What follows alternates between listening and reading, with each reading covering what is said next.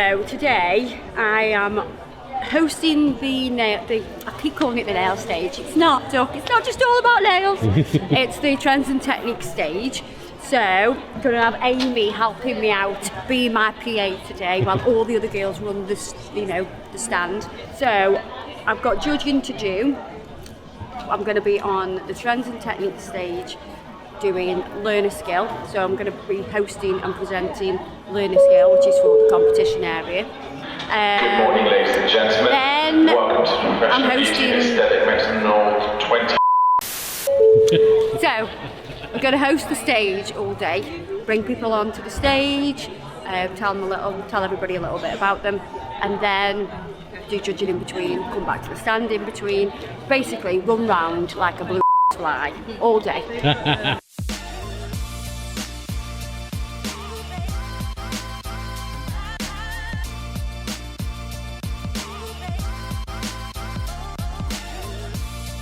Oh, we are set up like, look how gorgeous it looks. I absolutely love it. So I'm excited about this part. I'm just nervous about all the other stuff. Yeah.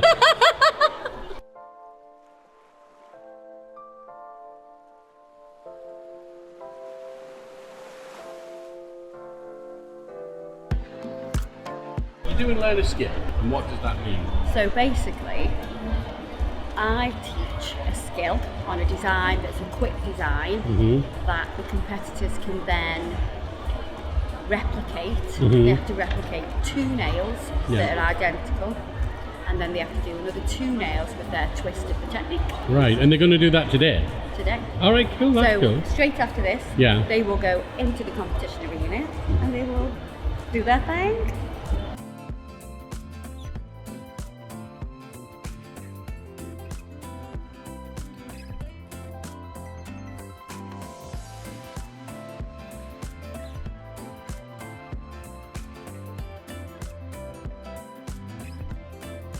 When it comes to creating new designs, I look at fashion a lot.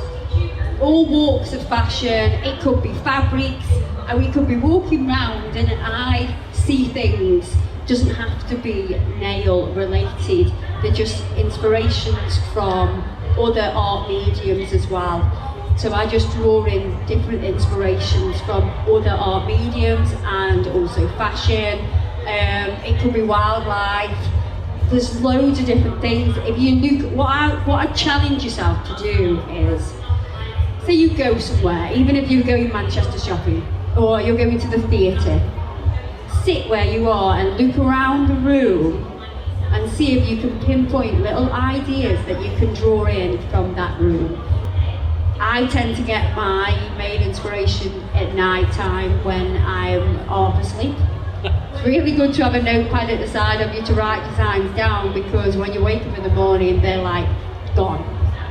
And I think, I'm sure I had a really good design last night, but I can't remember what it was. So have a notepad by your bed, the best thing you can do. YouTube was really at like the height of its popularity. So why is it so important to jump onto these new social media sites as they're taking off and get ahead of other content creators? Well, to be fair, it was never planned. Yeah. This path that we've gone down, it wasn't planned, it just happened. It just happened to be a good time to be a YouTuber, and it just slowly, it just grew. So I can't say that it's really important to get onto these social media platforms, because if you dedicated to every single social media platform, you would not have a life. Yes, there are certain ones, and you've got to think about, well, why do you want your social media to do well? What do you want from it? Do you want to be famous? Do you want people to recognise you? Do you want to make money? Do you want to just get your work out there and have fun with it? Why do you want your social media to be, up there?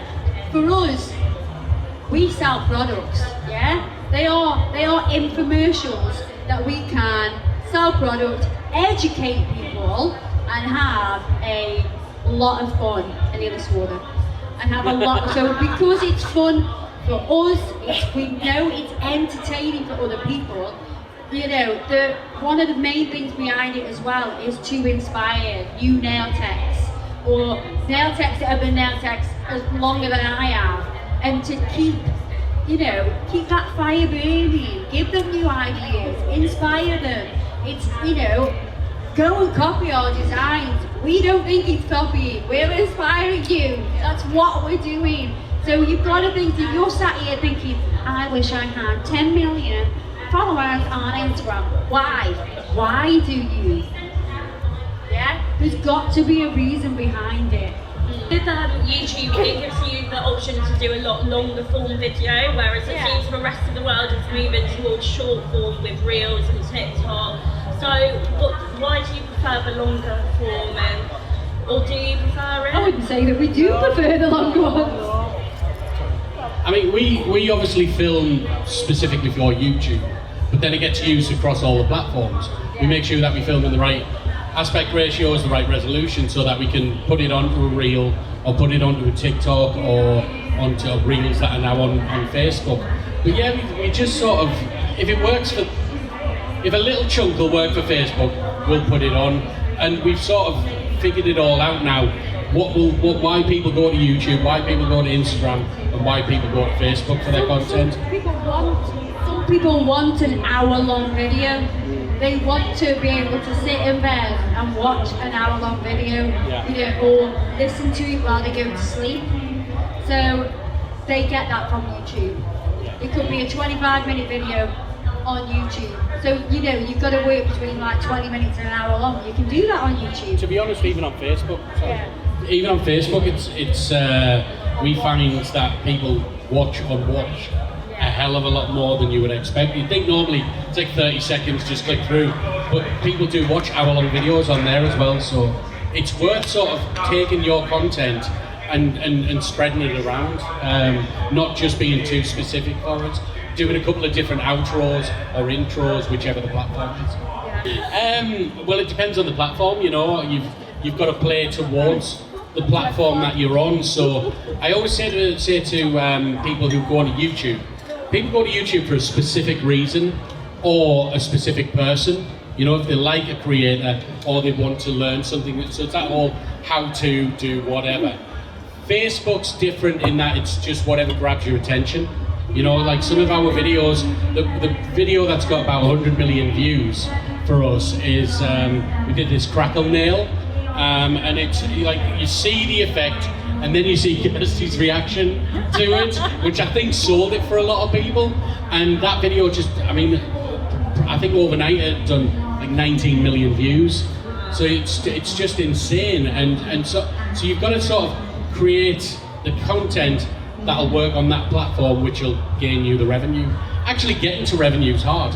It really is, like on YouTube, you need 1,000 subscribers, and then 30,000 hours of watch time, I think it is, or 4,000 hours. And on Facebook, which is even harder, 10,000 likes on your page, that is hard to get to. It really is. But if you're willing just to put the time and effort into it, just put the content out, it will grow. Just be consistent with it and put it out the same time, the same day, on however regularly you want to be able to do it, and it will grow.